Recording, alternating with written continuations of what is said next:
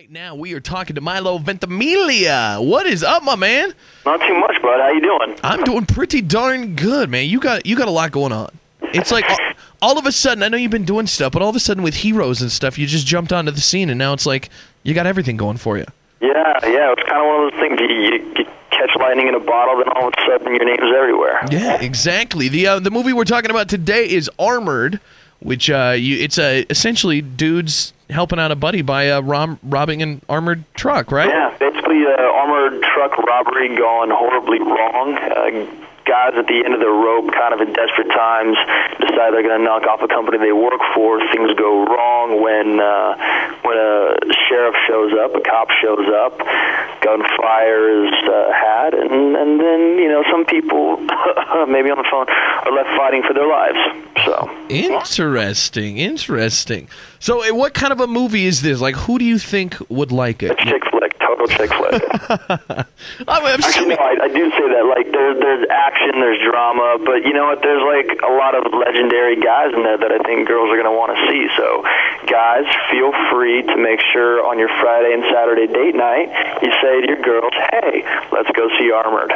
That's cool. Yeah, I like to see that, where it's like a dude's movie, where they can watch it and get into it and they like the story and they like the action and stuff, but a girl's going to go to it and not leave and say, like, that was just gross and violent. Well, I don't know, man. I'm left bleeding most of the movie with gaping wounds, but I do start the film in a very pristine cop outfit, so... Excellent. Very good. That kind of like turns some caps backwards on the girls, then we'll go with it. Awesome, man. What else is going on in life other than Armored? I mean, obviously Heroes.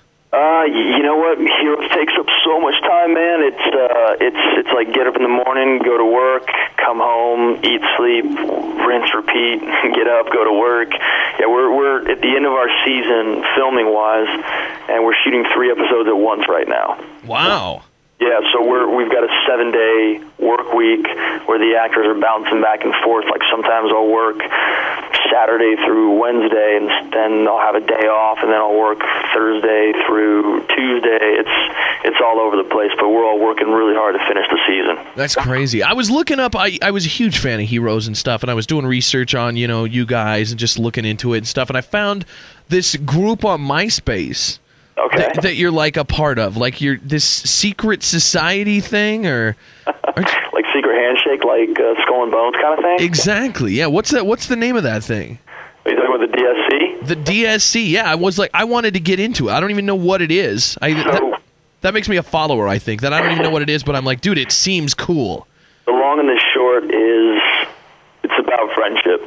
So my close friends and I, I have a production company called Divide. The DSC is the Divide Social Club.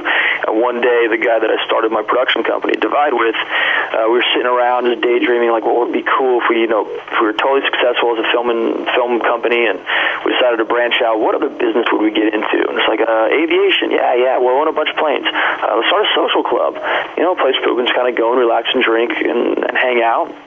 And I made 2 T-shirts, one for him and one for me.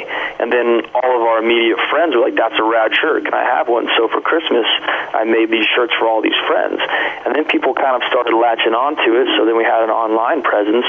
And then we started to kind of spread the message of, hey, look out for your friends are going to look out for you. That's kind of what the DSC is.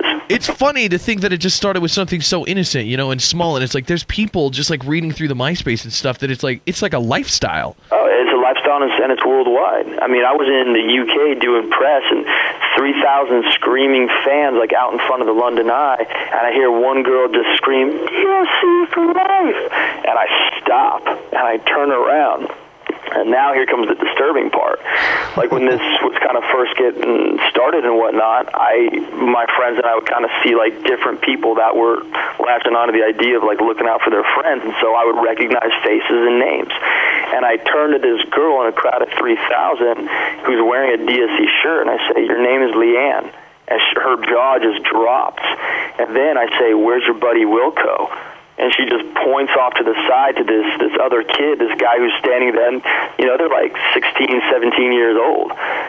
So, I mean, it was kind of cool to be able to impact somebody's life. And it's like, wow, that camaraderie of friendship between those two is probably a lot tighter, hopefully, because of, maybe them seeing or understanding that my friends and I are really close. That's awesome. Are you ever afraid somebody's going to, like, take that thing to the next level and do something crazy with it, though? That they're like going to get a tattoo? Well, even crazier than that. I mean, like, that they're going to do something bad and then, like, blame it on the DSC, or something to say, like, it's this club I'm in and we have to protect our friends even to death. I don't know, man. There's disclaimers and all of that kind of stuff, but at the same time, you gotta hope that people are responsible, and I'm sure there's a few crazies out there. Yeah. I'll just hope the worst is a tattoo. Good. Yeah. That's a good worst, because that's kind of a cool worst.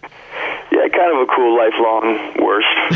Exactly. How'd you get into acting? Like, what made you decide, hey, this is what I want to do? I mean, I know you're an educated guy. You're a smart guy. What made you decide to take the turn, to do acting instead of everything else? Yeah. What made me decide to go into one of the toughest professions, the most competitive professions, as opposed to being a doctor or a pilot or something? I was just drawn to it. When I was a kid, I used to put on plays and shows for my parents with my sisters, and as I got older, I started doing a lot of stage work, doing a lot of theater, and found myself interested in it. So when I was 18 and moved to Los Angeles and was going to school out here, got an agent and just started auditioning. So that's how it happened. It's good to know you did plays and stuff with your sisters, and I was reading somewhere too, they dressed you up as a woman sometimes. And not a woman, specifically Madonna. Yeah, Madonna, yeah, exactly. Lucky Star days. It was the lace, the headband, the little beauty mark. So, at this point, I've got a crazy crush on Madonna. She's just amazing and beautiful and hot and talented, and so it's kind of funny to think, wow, my sister used to dress me up like her when I was a kid. Do you think now that you're in the position you're in, where people know you and you're connected in Hollywood, do you think there's any chance of you, getting a meeting or a dinner or something with Madonna? I don't know, man. If she's dating a 23-year-old, I'm 32. I think I'm a little too old for her at this point. Yeah. Couldn't you make it seem like a production deal or something? Like we need to have a meeting for a project? For something creative. I'm sure I could. I could probably make something up, pull something out of my head. All right. I'd love to see that happen, man. Milo, I love you're just a cool dude, man. And thanks, man. I appreciate that. I like you on Heroes. I think Armored looks like a cool movie, just kind of an escape. Just go watch something exciting, and it opens today at the Shiloh 14 here in Billings. Milo Ventimiglia, thanks so much for joining us, my man, and hopefully we'll talk to you again soon. Of course, bud. Thanks for having me. Bye-bye.